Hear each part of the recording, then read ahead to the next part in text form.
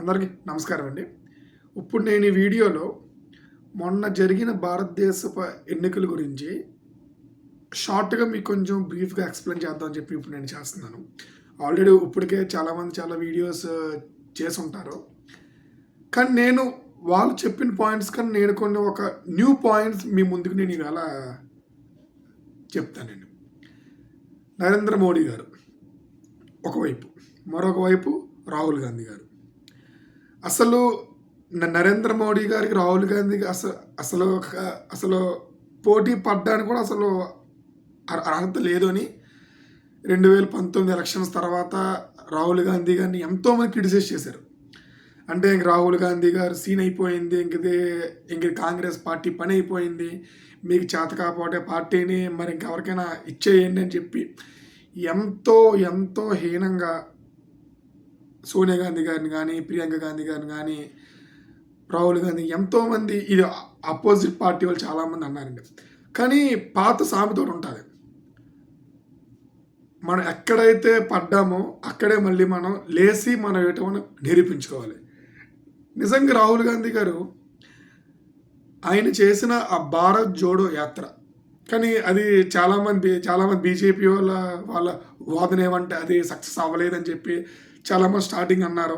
దానికి సైమల్టేనియస్గా జరిగిన మధ్యప్రదేశ్ ఎలక్షన్స్లో కాంగ్రెస్ ఓడిపోయింది, రాజస్థాన్ ఎలక్షన్స్లో కాంగ్రెస్ ఓడిపోయింది, ఛత్తీస్గఢ్లో ఓడిపోయింది. కేవలం కర్ణాటక అండ్ హైదరాబాద్లో, తెలంగాణలో మాత్రం అది విన్ అయింది. హిందీ హార్ట్‌ల్యాండ్లో మాత్రం పోయింది. అది దానికి ఇంకా సపోర్ట్ వచ్చింది. ఇంకా భారత్ జోడో యాత్ర అది అంతగా సక్సెస్ అవ్వలేదని చెప్పని. అయినా సరే రాహుల్ గాంధీ గారు తను చూసిన బాధలు నిజమైన బాధలు అని చెప్పి తను నమ్మాడు కాబట్టే పక్క వాళ్ళు ఎంతమంది ఎన్ని చెప్పినా సరే తను పట్టించుకోకుండా తన మైండ్లో ఏముందో తాను చూసింది నిజం అని అనుకొని ప్రజల్లోకి రెండో యాత్ర మళ్ళీ స్టార్ట్ చేశాడు, భారత్ న్యాయ యాత్ర.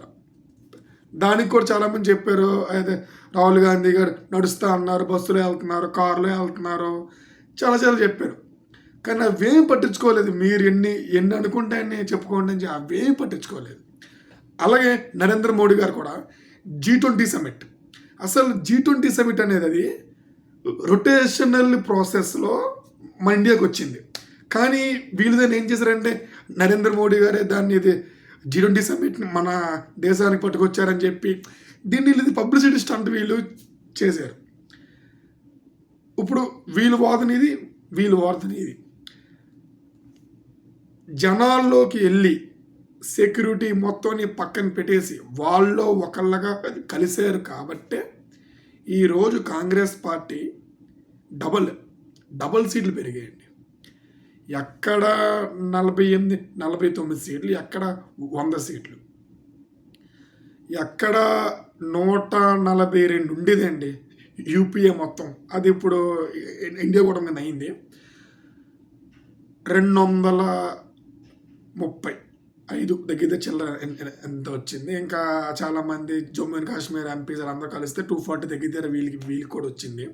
అని అంత అసలు మాకు పోటీ కాదు అని అనుకున్న వాటి దగ్గర నుంచి పోటీగా పట్టుకొచ్చారు చూసేయండి. అదేనండి ప్రజలు ఎప్పుడు కూడా పెద్ద లైట్లు, బంగ్లాలు, ఏదో మన బయట దేశాల నుంచి వస్తున్నారు, ఎవరో వస్తున్నారని కాదండి.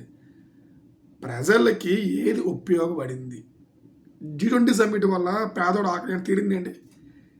G20 సమ్మిట్ వల్ల మనకి ఎవరికైనా జాబులు వచ్చి G20 సమ్మిట్ పెట్టడం మంచిదే. కానీ దాన్నే మీరు డెవలప్మెంట్ అని చెప్పి చూపించుకోండి తప్పు. మొన్న జరిగిన ఎలక్షన్స్లో గ్రాఫిక్స్, బీజేపీ పార్టీ వాళ్ళు చేసిందంతా కూడా ఒక గ్రాఫిక్స్. అదే వాళ్ళకి ఒక మెయిన్ కంప ఉంచిందండి వాళ్ళకి. సో ఇప్పుడైనా సరే బీజేపీ పార్టీ వాళ్ళు గెలిచారు, చాలా సంతోషం. మోడీ గారు ఒక స్ట్రాంగెస్ట్ లీడర్, ప్రపంచంలోనే చాలా బలమైన నాయకుడు, మన దేశానికి పేరు ఎంతో పైకి పట్టుకొచ్చారు ఆయన.